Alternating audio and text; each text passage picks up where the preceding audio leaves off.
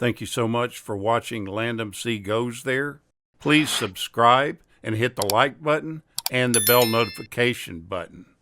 Well, if you think late night talk show host, the one name that definitely pops into your mind immediately is Johnny Carson. He's such a cut above all the stuff that's on the air now, it's unbelievable. And his show was definitely a trendsetter for that late night format. Everybody followed his lead. He developed the pace of opening the show with a monologue, followed at some point with a comic sketch, and then on to guest interviews and musical performances.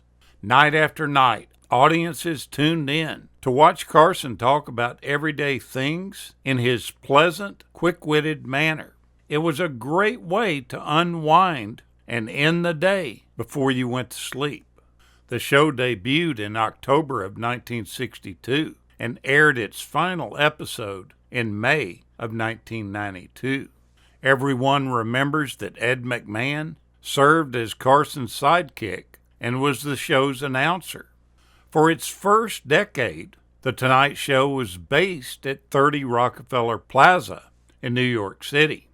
On May 1st, 1972, the show moved to Burbank, and it remained there until Carson's retirement.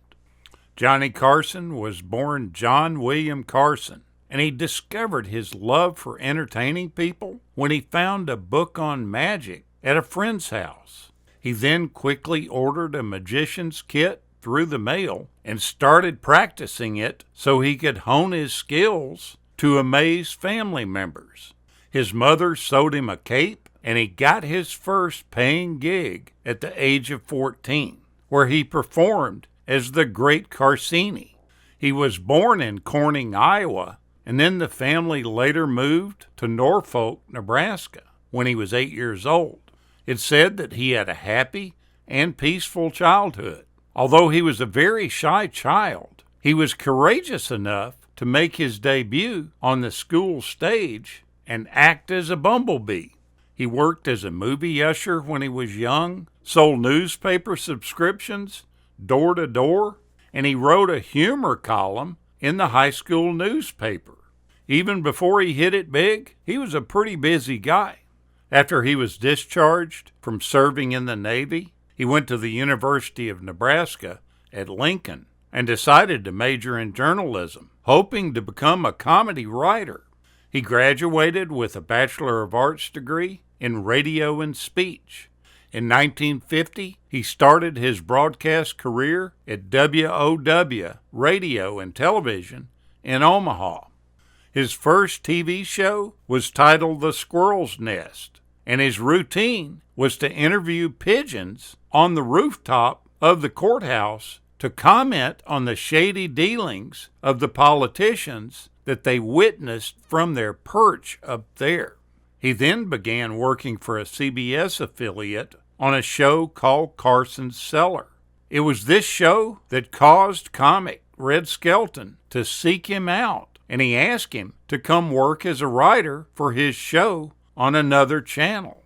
At one point, Red Skelton knocked himself out during a rehearsal, and Carson was asked to fill in for him. He did that so well that he was asked to host a variety show on CBS that was titled The Johnny Carson Show.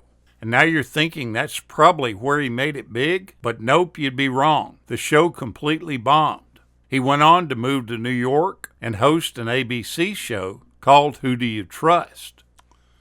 Now this one did very well and became the hottest item on daytime television. And this is where he met Ed McMahon when he interviewed him for the role of the announcer on the show. The interview lasted all of but just 5 minutes.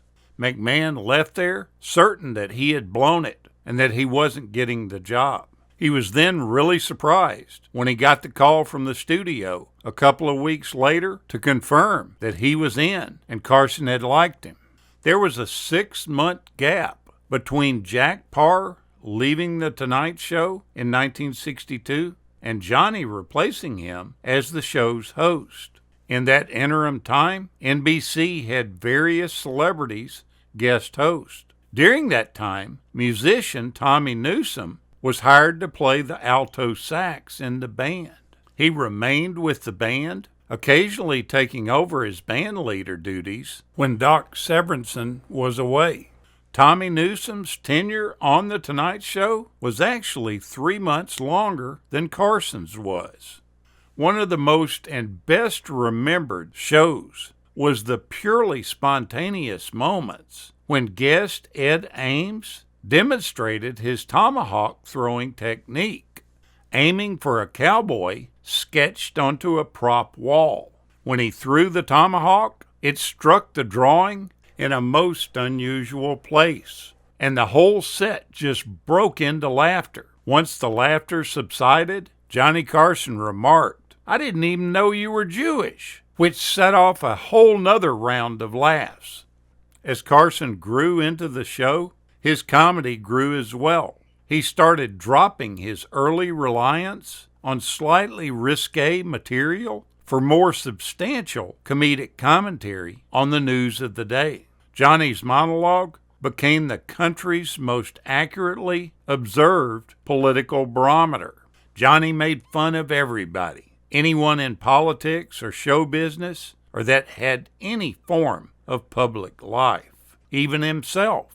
He constantly joked about the number of times that he had been married and how much he would lose every time in the divorce.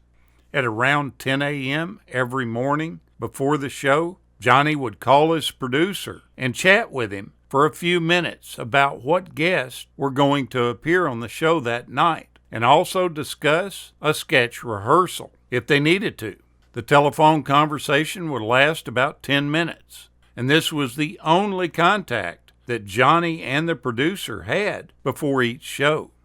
Wayne Newton told in an interview that Johnny Carson used to make fun of him on the show, basically slamming his manhood any way he could. At a certain point, Newton had had enough, and he went down to Carson's office and confronted him. He walked in unannounced, straight past the producer, and went straight up to Johnny and said, "I don't know what child of yours I've hurt. I don't know what food I've taken out of your mouth, but these jokes about me will stop, and they'll stop now, or I will kick your tail the next time you do it." He went on to tell the story that Johnny Carson was actually a pretty mean-spirited human, and that there were people that he had hurt that most of us will never know about. He felt like that for some reason, at some point, he decided to turn that kind of negative attention towards Wayne Newton, and Newton just refused to have any of it. This is always such a great show to watch. It brings back so many memories from everyone's younger days. Thank you so much for watching, and we'll continue to chase the classics.